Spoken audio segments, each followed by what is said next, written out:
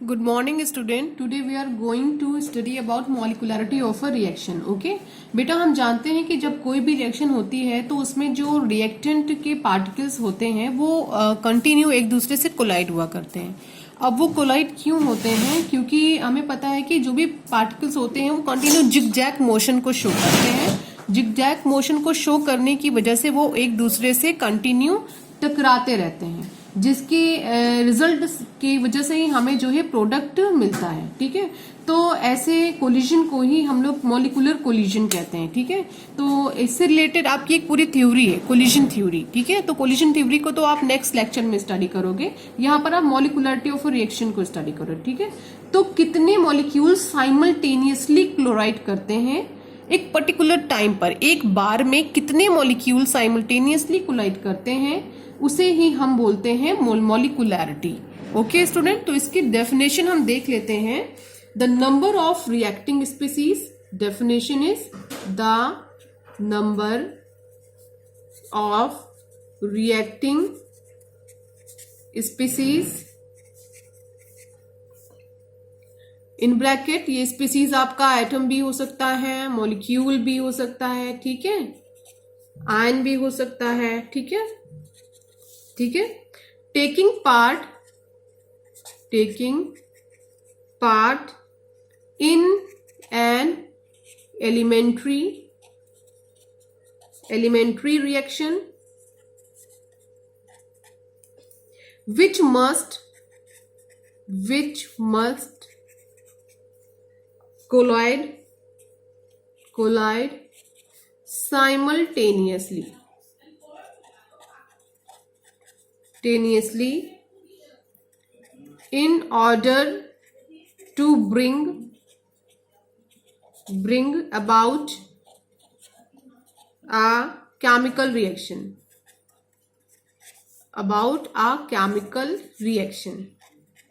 Is called molecularity of a reaction. ठीक है बच्चों, तो यहां पर the number of reacting species, कितनी नंबर ऑफ रिएक्टिंग स्पीसीज है, वो एटम हो सकती है, मॉलिक्यूल हो सकती है, आयन भी हो सकती है, जो रिएक्शन में पार्ट कर रही है. और किस टाइप की रिएक्शन हो रही है? यहाँ पे एलिमेंट्री रिएक्शन हो रही है. Which must collide simultaneously. What is the meaning of simultaneously? एक समय में एक बार. ठीक है, in order to bring about a chemical reaction is called molecularity of reaction. ठीक है, तो इसको आप इस तरह से समझिए कि तो बेटा इसमें एक्चुअली है क्या कि जो आपकी रिएक्टिंग स्पीसीज हैं वो एक बार में साइमल्टेनियसली जितनी बार कोलॉइड होते हैं, जितने एक बार एक साथ आकर के कोलॉइड होते हैं, उसको ही हम उस पर्टिकुलर रिएक्शन की मॉलिक्यूलैरिटी बोलते हैं.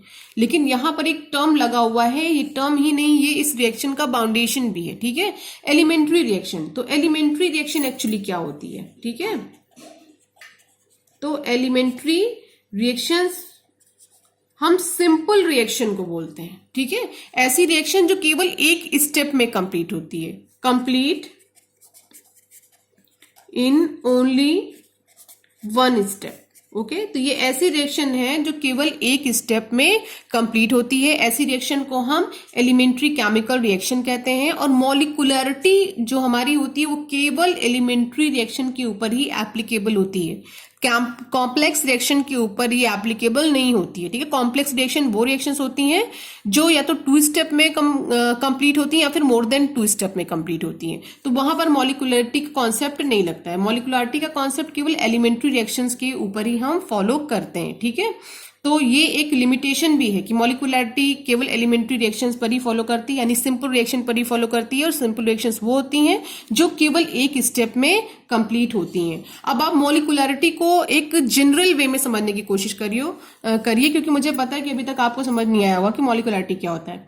मॉलिक्यूलरिटी को जनरल वे में समझिए. ठीक है, सपोज करो कि आपको होटल जाना है और आपने अपने एक फ्रेंड से बोला ये आप हो. ठीक है, और ये होटल है. ठीक है, और आपने अपने एक फ्रेंड से बोला कि करेक्ट 9 AM आपको होटल पर पहुंचना है. ये आप हो और यहां पर आपका कहीं आपका फ्रेंड है.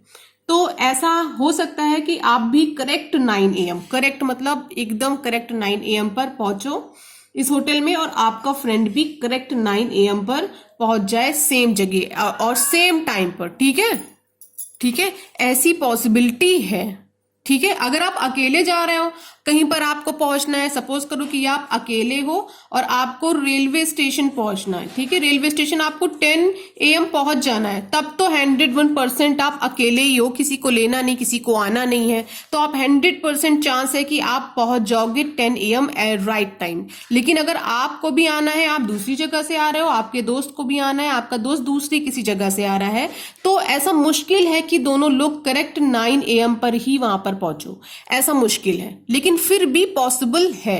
ठीक है, लेकिन अगर आपका एक दोस्त और है, वो कहीं किसी और जगह पर है और उसको भी आना है 9 AM, तो ऐसा तो बहुत ही मुश्किल है, बहुत ही रेयर है कि तीनों लोग एक ही जगह पे पहुंचो और सेम टाइम पर पहुंचो।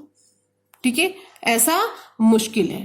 ठीक है बच्चों, तो बेटा ये तो मुश्किल काम है, लेकिन ऐसा तो नहीं है कि ये इम्पॉसिबल है। ठीक है, बहुत रेयर चांसेस होते हैं ऐसा होने का, बट ये पॉसिबल है। ठीक है, तो बेटा एक चीज आपको मैं बता दूं कि सपोज करो आपके पास ये 2 पार्टिकल्स हैं। ठीक है, ये आपके पास पार्टिकल्स हैं, तो कंटिन्यू ये जिगजैग मोशन करेंगे तो ये एक दूसरे से टकराएंगे। ठीक है, अब ये एक दूसरे से टकराएंगे तो एक परफेक्ट एनर्जी के साथ, एक पर्टिकुलर एनर्जी के साथ और एक परफेक्ट ओरिएंटेशन के साथ जब एक दूसरे से टकराएंगे तब आपको क्या मिल जाएगा, प्रोडक्ट मिल जाएगा।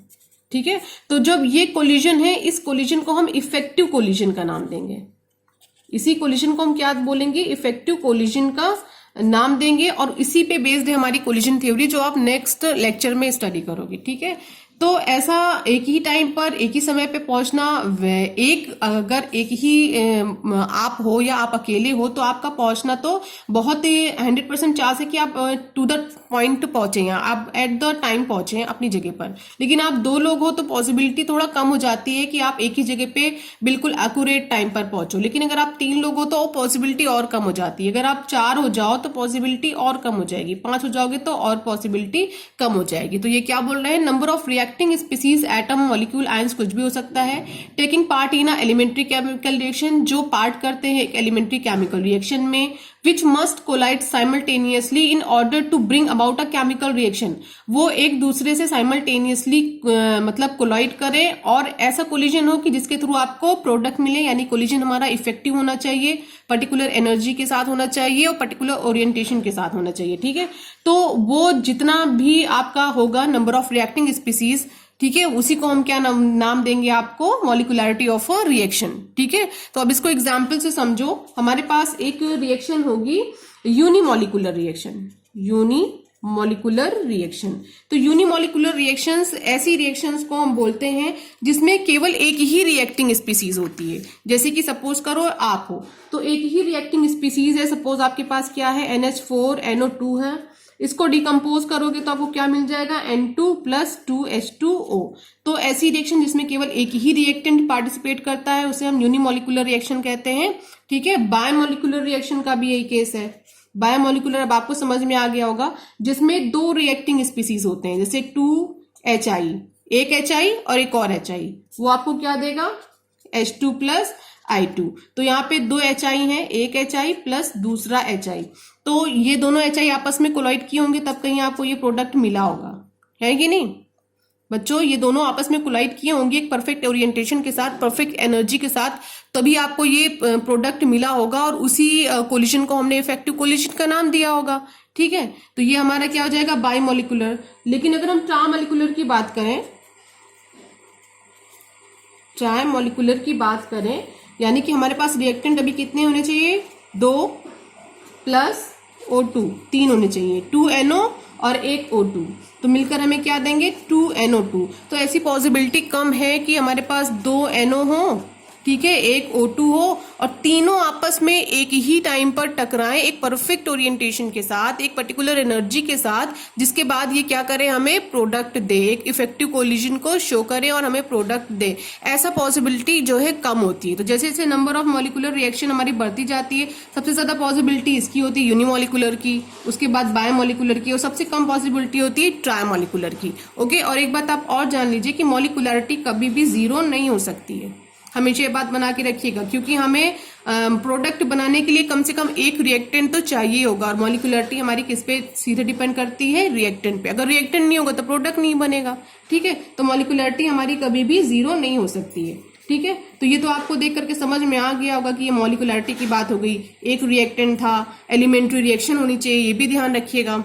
और दूसरा आपको मैं एग्जाम्पल दे रही हूँ। सपोज हमारे पास रिएक्शन है KClO3 plus 6FeSO4 plus 3H2SO4, और ये आपको दे रहा है प्रोडक्ट KCl प्लस 3Fe2SO4 का होल थ्राइस प्लस 3H2O।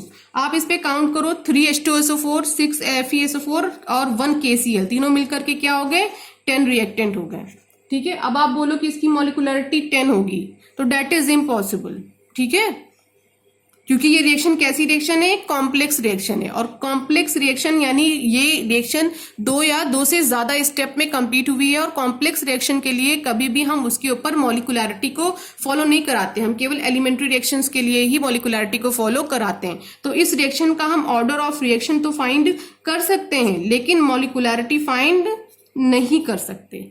क्यों नहीं फाइंड कर सकते, क्वेश्चन अराइज हो सकता है, क्योंकि ये कॉम्प्लेक्स रिएक्शन है, ठीक है। इसके बाद अगर आपसे कोई क्वेश्चन पूछे कि ऑर्डर ऑफ रिएक्शन और मॉलिक्यूलरिटी के बीच में क्या डिफरेंस है, तो आप एक चीज अपने माइंड में बना के रखो कि ऑर्डर ऑफ रिएक्शन जो है आपकी एक एक्सपेरिमेंटल क्वांटिटी है, ठीक है, एक्सपेरिमेंटल क्वांटिटी है। और ये जो है, जो आपकी मॉलिक्यूलरिटी है वो जो है कभी भी 0 नहीं हो सकती, लेकिन ऑर्डर ऑफ रिएक्शन आपका 0 हो सकता है। ये अपने माइंड में बना के रखिए, ऑर्डर ऑफ रिएक्शन 0 होता है, लेकिन मॉलिक्यूलरिटी 0 नहीं होती, ठीक है। तो ऑर्डर ऑफ रिएक्शन आपका जो है एलिमेंट्री केमिकल रिएक्शन और कॉम्प्लेक्स केमिकल रिएक्शन दोनों पे एप्लीकेबल है, लेकिन मॉलिक्यूलरिटी केवल एलिमेंट्री यानी सिंपल रिएक्शन पर ही एप्लीकेबल है, ठीक है। तो ऑर्डर ऑफ रिएक्शन हम जो है किसी भी रिएक्शन की स्लोवेस्ट स्टेप से फाइंड करते हैं ऑर्डर ऑफ रिएक्शन, ठीक है। लेकिन मॉलिक्यूलरिटी का स्लोवेस्ट या फास्ट स्टेप से कोई मतलब है ही नहीं, क्योंकि ये फाइंड क्या करती है, एलिमेंट्री रिएक्शन पे, केवल सिंगल स्टेप की रिएक्शंस पे ही हम मॉलिक्यूलरिटी फाइंड कर सकते हैं, ओके।